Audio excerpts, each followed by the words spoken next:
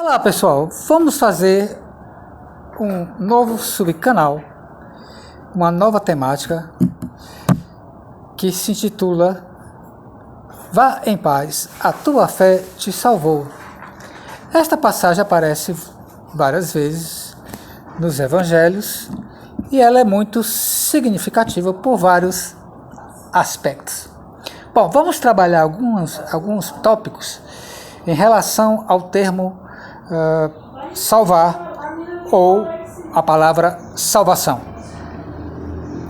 Bom, na maioria das vezes ela está atrelada ao aspecto de uma certa cura, um certo milagre naquele contexto, sem a medicina dos nossos dias, é claro. Então, qualquer fenômeno, qualquer manifestação que ocorria naquele contexto da antiguidade era vista como algo extraordinário, né? Um milagre, né? Um mistério, né? Bom, o segundo aspecto está posto em João 3:16 seguintes, que é atrelado ao termo salvar o mundo, né? Então, Yeshua não veio condenar ninguém, nem condenar esta terra, né? Muito pelo contrário, veio salvar este mundo. E em João 17:21 em diante, ele até diz: não peço que os tire do mundo, mas que os livre do mal. Bom, um terceiro aspecto diz respeito a uma mudança de vida, né? Fulano mudou, se transformou, sofreu uma metanoia, né? Mudou completamente de vida. Então ele teria sido salvo, né? Redento. Bom, um quarto aspecto diz respeito a uma perspectiva apocalíptica escatológica, né? O termo salvação é geralmente aplicado por muita gente fundamentalista como se fosse para outro mundo, né? Após a morte, né? Uma recompensa por você ter sido uma pessoa boa, né? Não ter feito muito mal a ninguém, etc. e tal. Então, esta concepção ela é alegórica, né? Ela é mítica, mas muita gente, né? Muita gente mesmo, acredita nisso, e isso é pregado diariamente, né? Segunda, terça, quarta, quinta, sexta, domingo, nas escolas dominicais, nas igrejas que tem em cada esquina da cidade. Bom, feito isso, nós vamos abordar um segundo aspecto desta frase, né? A tua fé te salvou. Depois a gente vai abordar um caso específico. A frase, né? Ela está na terceira pessoa, né? Ó, a tua fé te salvou. Então ela está, digamos assim, camuflando, né? Não revelando totalmente a história, né? Por isso que você não deve se prender a um aspecto de um texto ou de uma narrativa. Cuidado, você tem que se distanciar do particular, do específico, para ter uma visão ampla, né? Plano de fundo, né?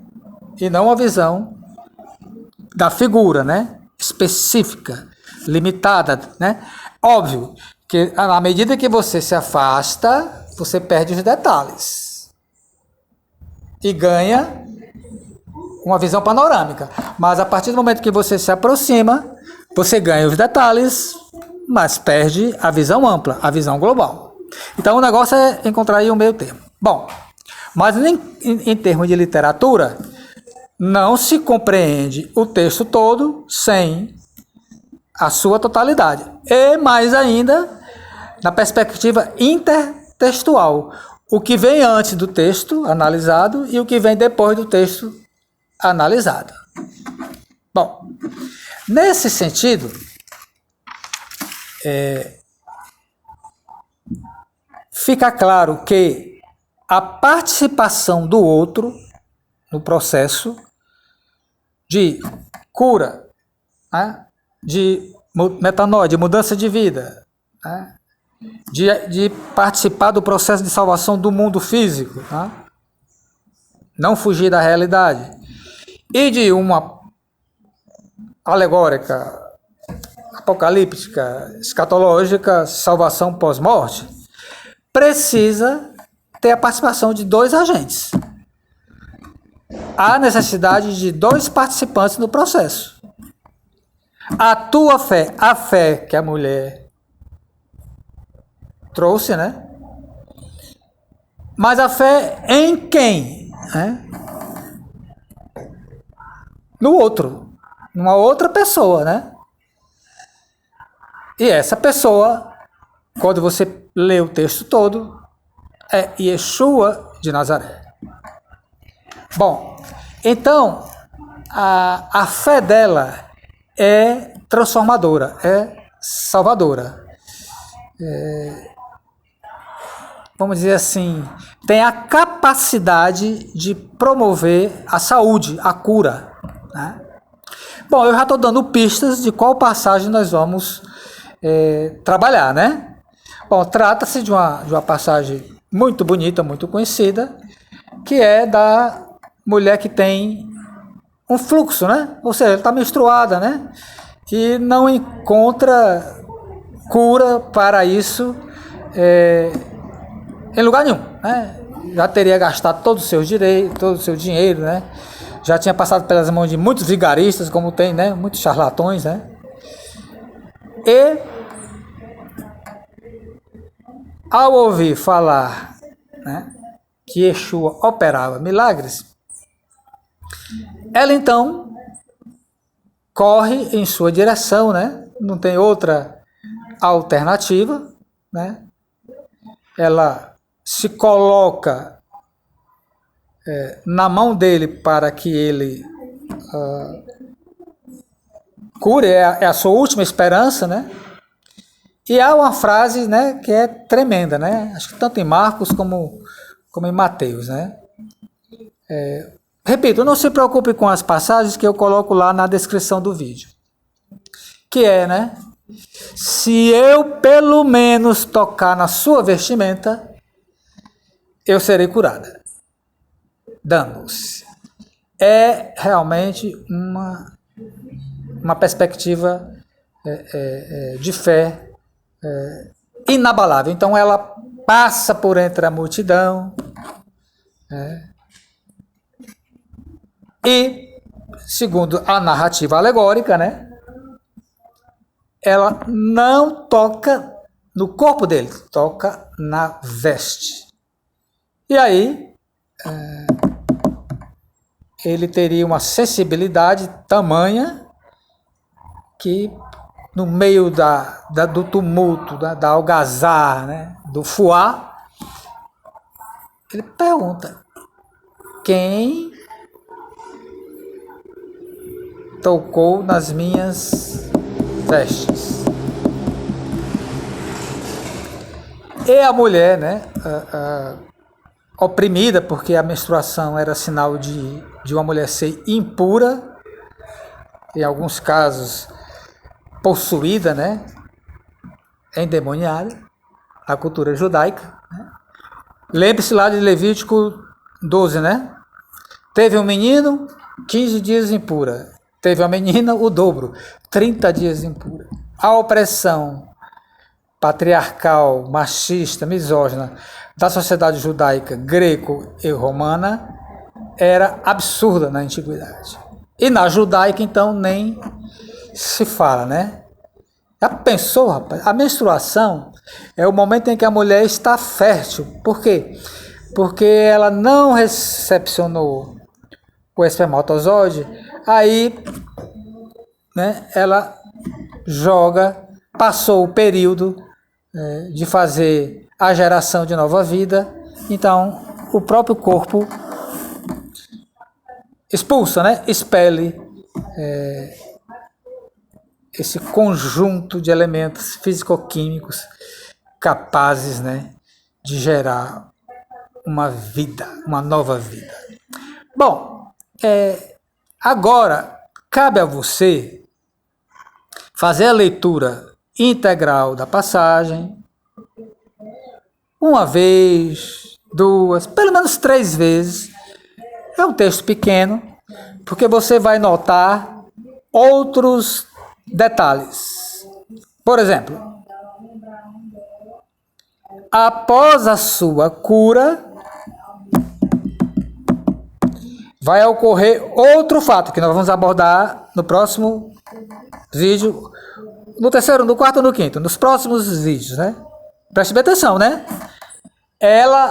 A sua cura, o seu milagre, antecipa, apresenta, introduz uma nova cura.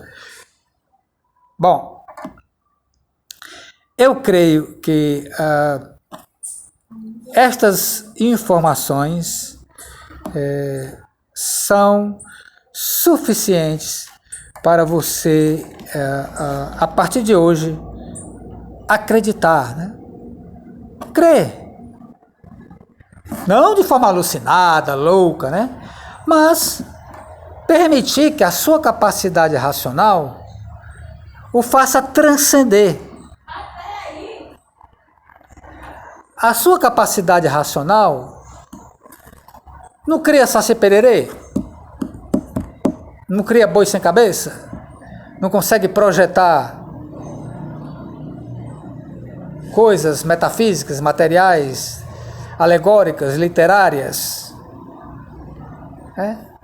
Então, ela também tem a capacidade de projetar algo positivo. Mas preste bem atenção. Tem o outro polo, né? A tua fé te salvou, mas a tua fé em quem? Bom, assim você deixará de ser uma mulher ou um homem de pouca fé. Bom, preste bem atenção.